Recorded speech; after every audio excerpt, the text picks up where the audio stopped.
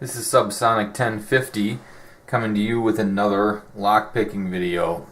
Today I have an American lock. This is an aluminum bodied padlock. This happens to be the model A1100. And this particular lock is a 5-pin lock that utilizes serrated pins. Let me show you the key bitting here. And I have picked this lock before.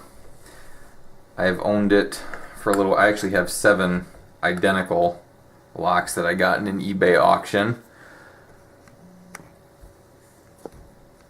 And I've been having a bit of trouble picking this thing in this vise. I can pick it very quickly in my hand like I usually pick, but I have not. I don't feel the feedback in this vise that I do when I'm holding it in my hand. So hopefully this goes well.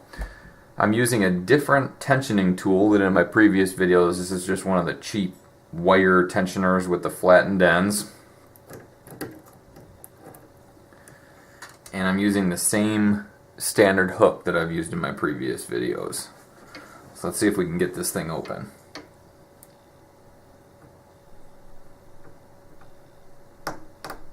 Pin 3.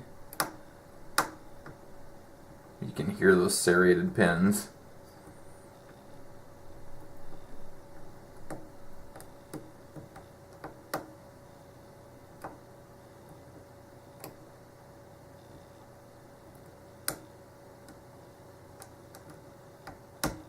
Okay, I got a good false set here. Pin 1. Pin 1 is giving me some counter rotation.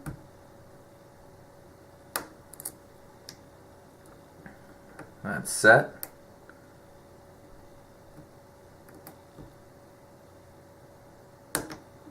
And that was pin 4. And that's it, picked open.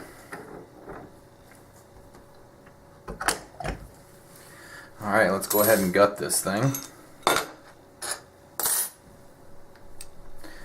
Uses a standard Phillips.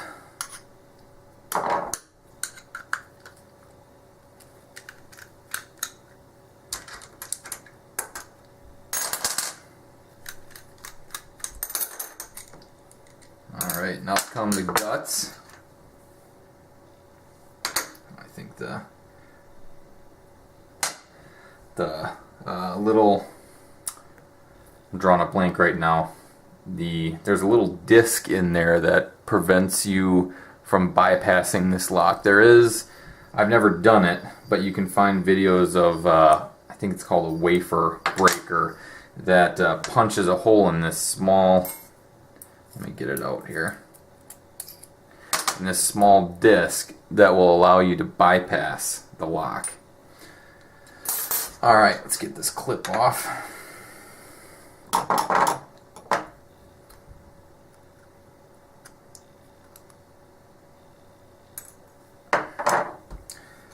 Alright, and like the Schlage locks, this thing has a taper on the end of the core here.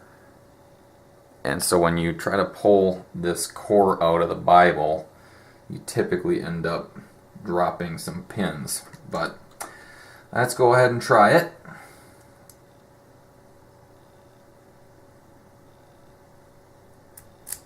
I'm going to use the key just to get it rotated where I want.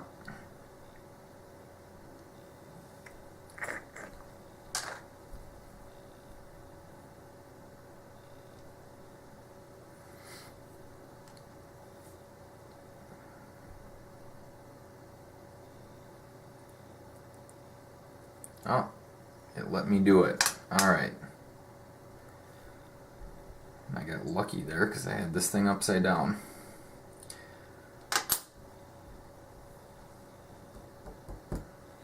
Alright, pin 1 is standard.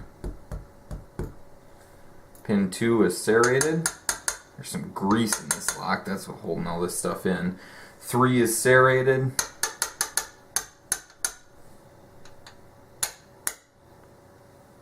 4 is standard.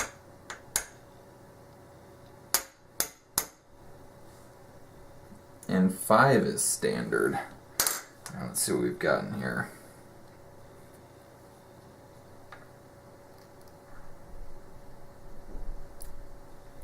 One is a spool. 2 is serrated. 3 is serrated. 4 is serrated. And 5 is another spool. Let me give you guys a look at these pins here.